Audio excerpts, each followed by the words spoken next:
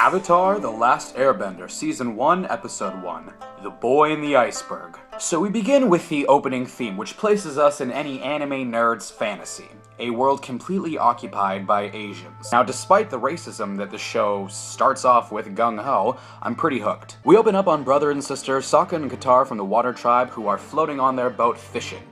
Well, Sokka trying to fish and Katara effortlessly catching fish. I'm not surprised, women are usually that good with food. Due to unfortunate events, their boat crashes and they land on a sheet of ice. An argument ensues between the brother and sister when Sokka simply tries to put Katara in her place for being a woman. Katara gets angry, uses waterbending without her knowing to crack a nearby iceberg. The iceberg splits open and spits out a brilliant burst of light into the air and reveals a human traffic signal lodged within.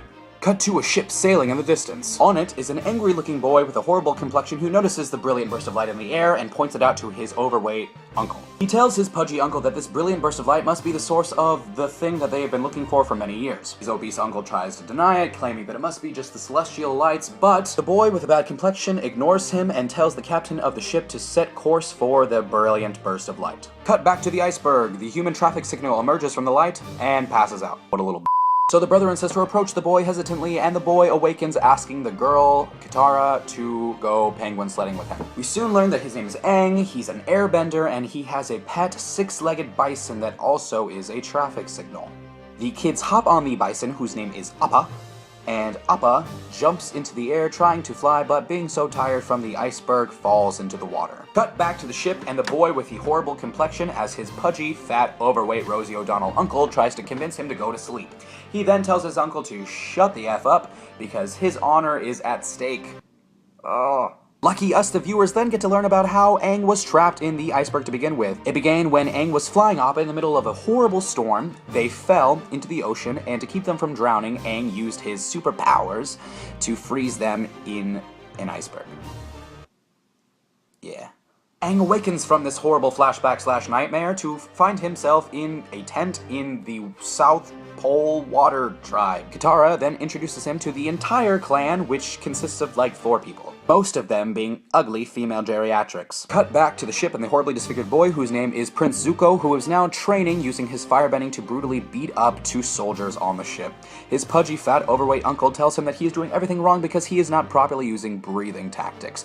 Unfortunately, I believe that he may be the wrong person to teach anyone anything about breathing since he's probably short of breath all the time. Cut to Sokka trying to teach the boys of the village to be brave, strong, valiant soldiers for the Water Tribe. Unfortunately for Sokka, all the boys of the village are about 4 years old and have the bladder of a violent alcoholic man.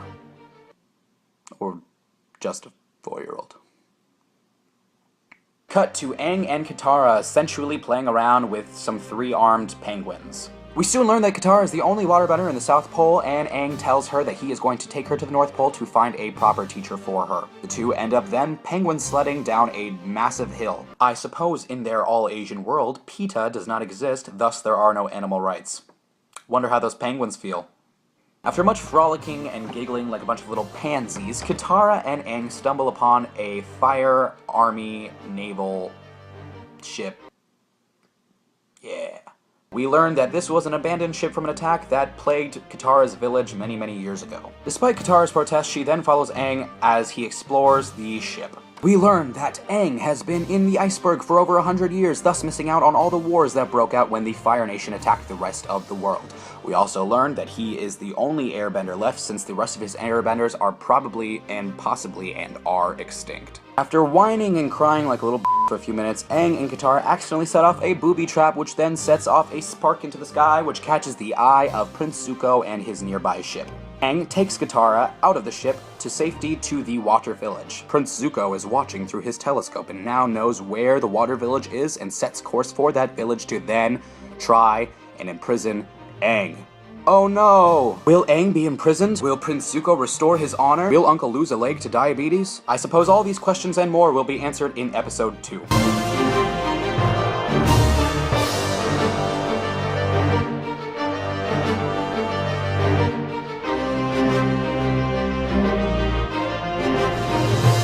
Thanks for watching.